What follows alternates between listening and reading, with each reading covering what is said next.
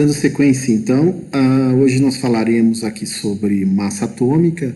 Obviamente que entra um pedaço aqui da tabela periódica, né, onde a gente vai discutir um pouquinho sobre a tabela periódica e a apresentação da massa atômica.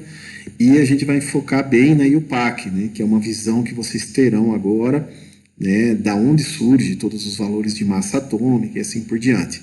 Essa é a primeira aula de uma série de vídeos sobre o assunto, né?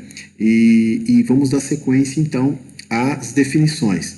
Bom, primeira coisa que a IUPAC acabou unificando os termos de massa atômica, isso porque vocês encontram várias definições, né? Se vocês pegarem livros um pouco mais antigos, versões mais antigas, com as versões modernas, variam muito o nome, o termo, por exemplo, a massa atômica constante, vai ser massa atômica média, unidade de massa atômica padrão, massa atômica, apenas massa atômica, enfim, vocês têm uma série de nomes e às vezes nós estamos falando da mesma coisa, tá bom?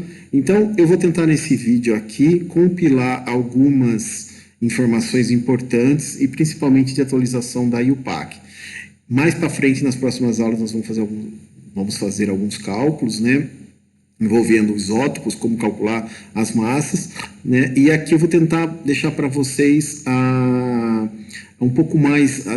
algo um pouco mais atual a respeito da massa atômica, tá bom? Primeira coisa que vocês precisam saber é que a unidade de massa atômica, né, ela não é uma unidade do SI, tá? Então, ela não é uma unidade do sistema internacional. Isso quer dizer, então, que ela é uma unidade especial que a gente utiliza, que os químicos utilizam, né? E ela é definida como a 12ª parte do átomo de carbono, tá certo? Ou seja, da massa do átomo de carbono.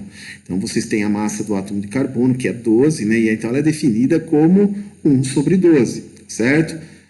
O átomo de carbono foi escolhido como o átomo padrão, né, no seu estado fundamental. O que é o estado fundamental? O estado fundamental é o estado de menor energia do átomo de carbono, né? Depois lá em fisicoquímica vocês aprenderão que é o estado de menor energia de Gibbs, tá? Mas é o estado de menor energia do átomo, tá? E é muito importante por quê? Porque a unidade de massa atômica, ela vai expressar o quê? Ela vai expressar a massa atômica das partículas. Então, por exemplo, quando vocês forem fazer cálculos estequiométricos, quando vocês forem fazer cálculos de molaridade, concentração, vocês utilizarão esta massa definida, tá certo? E isso vai interferir diretamente nos cálculos, vai interferir diretamente, então, nas concentrações, né? Então ela precisa ser um valor muito bem estabelecido, muito bem medido, tá bom? E ela foi definida, então, como unidade, né, como U, né, que se a gente passar para o sistema, então, internacional, em quilogramas, nós teríamos 1,6505402, e esse 10 aqui aparece muito, né, pessoal, quando a gente trata de massa atômica, não o valor 10 em si, mas, por exemplo, entre parênteses, né? Então, o que quer dizer isso? Quer dizer que o erro da medida está aqui, tá? Isso é muito usual, principalmente na IUPAC, tá? Eles utilizam muito essa notação. Bom, vocês ainda vão encontrar as unidades de massa atômica como a MU, né? Em português seria uma, tá? E o MU, né, é a unidade de massa atômica, tá? Que pode, né, pode ser simbolizadas aí em alguns livros e tudo mais. Bem, quem que define isso aí? Bom, existe um comitê, pessoal, dentro da IUPAC, que é um comitê de recomendações. Esse comitê ele se reúne a cada 2 anos e eles vão atualizando, de acordo com os experimentos, artigos científicos, né? Eles vão atualizando as massas dos elementos. Como é atualizar a massa dos elementos? Atualizar a massa dos elementos significa você determinar com maior precisão, né, aqueles valores, né, utilizados e demonstrados na tabela periódica. Bom, e se falando em tabela periódica, nós temos a tabela periódica clássica, né, baseada na tabela da IUPAC. Eu peguei aqui um modelo da American Chemical Society, que é a Sociedade Americana de Química, tá bom? Ela tem uma tabela periódica, ela simboliza, então, o número atômico do elemento, né? O símbolo do elemento, o nome, e embaixo ela utiliza essa denominação, né? Massa atômica média, certo? Então, esse termo aqui está se referindo à massa atômica que vocês vão utilizar para fazer os cálculos, tá? No laboratório. Então, aqui, por exemplo, da platina é 195,1. Essa é uma tabela mais atualizada, uma tabela da IUPAC, tá certo? Ela atualiza, então, a tabela de acordo com de acordo com que aquele comitê de massa, por exemplo, ele vai atualizando, né, os valores de massa atômica, né? Pessoal, não quer dizer que o valor de massa atômica que vocês utilizam, né, nessas tabelas estejam errados, tá certo? Eles são corretos, só que eles são revisados e a precisão da medida vai ficando cada vez melhor, então eles vão sendo atualizados, tá certo? Mas às vezes você vai mexer numa casa depois da vírgula que nem vai interferir no cálculo que vocês têm que fazer no laboratório, tá certo? Está dentro do erro, tá? Aqui, por exemplo, está atualizado com o elemento até o elemento 118, né, que é o Ganeson, que é um pesquisador do Texas, né, que trabalhou na descoberta desse composto, recebeu o nome dele. Então, vamos dar uma olhadinha mais de perto. Então, vocês têm aqui o que eles chamam, né, de entre brackets, né, que seria entre chaves aqui, né, onde vocês têm o menor valor encontrado, né, determinado, e o maior valor determinado, tá certo? Então, isso é muito comum a IUPAC colocar na tabela periódica dela, né, na recomendação.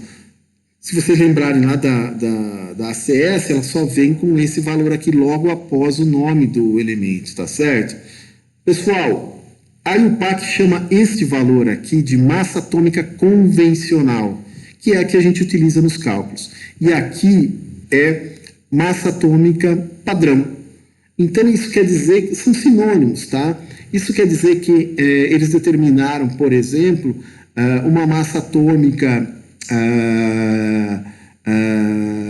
com um determinado valor mínimo e um determinado valor máximo, tá? Isso vem das medidas, tá bom? Outra coisa, pessoal, é a variação isotópica, tá certo? O que é a variação isotópica? A variação isotópica é o seguinte: você pode ter elementos, né, com mais ou menos quantidade de nêutrons, né? Então, se vocês lembrarem lá do colegial, né, os isótopos, você pode ter isótopos de elementos, né, com diferentes massas. O número atômico continua o mesmo, porque o número atômico depende do número de prótons, né? Mas a massa pode variar. E isso é interessantíssimo. Por quê? Porque a partir desse valor a gente vai ter que calcular um valor médio baseado na disponibilidade desse isótopo na Terra. Então já dá para perceber que é muito complicado a gente determinar qual que é essa porcentagem isotópica, né, na Terra. Isso é muito interessante, isso vale a pena a gente estudar, tá? E aqui só para mostrar para vocês que a IUPAC também está em constante atualização. Por exemplo, esse é um boletim de 11 de dezembro de 2019, onde ela corrige a massa atômica do hafnium, né? Ela corrige para 178,486, mais ou menos 0,006. A massa anterior a essa era 178,49, mais ou menos 0,02, né? Então, olha só, vamos pegar o valor antigo da massa atômica do hafnium. O valor antigo, ele tem duas casas depois da vírgula e o erro está aqui, ó, 0,02, nesta última casa aqui, depois da vírgula, tá bom? E agora eles conseguiram com três casas depois da vírgula, que é 0,06. Então, eles corrigiram agora para 178,486. Então, uma outra anotação que pode ser feita é essa daqui, ó, 178,486, mais ou menos, 0,006. Olha só. Então, antigamente, o valor antigo para a massa, o valor da massa atômica do hafnium, ele tinha até duas casas depois da vírgula, agora ele tem três. Muda alguma coisa no cálculo do laboratório? Provavelmente não, porque no laboratório vocês usam quantidades molares, né? Um mol, por exemplo, tem 6 vezes 10, 6,022 vezes 10 a 23 átomos. Então, esse valor acaba entrando até no erro dos cálculos de vocês. Mas, em determinadas situações, é importante. Quem trabalha diretamente relacionado a esse valor, é importante essa correção. Por que eles corrigem? Bom, primeiramente, tem um erro clássico, que é o erro da medida. Tá? O equipamento está sendo utilizado e além disso, né, os equipamentos vão ser, evoluir os equipamentos, ou seja, você vai tendo mais equipamentos com mais tecnologia que podem, né, medir quantidades mais precisas, mais exatas, né? Então isso é importante, a evolução tecnológica nos equipamentos. Outro fator importante é a distribuição isotópica, pessoal. Às vezes a gente nota que em algumas regiões do globo terrestre essa variação isotópica é maior ou menor, né? Então, por exemplo, pode ser que em algum lugar você encontre o hafnium numa proporção aqui, olha, 177 maior que essa 179, às vezes pode se inverter em outras regiões. Então, é preciso que a gente tenha, né, em mente que a variabilidade isotópica vai interferir muito também nesse erro aqui da medida, né? Eu vou falar um pouquinho mais sobre isso na próxima aula, tá certo?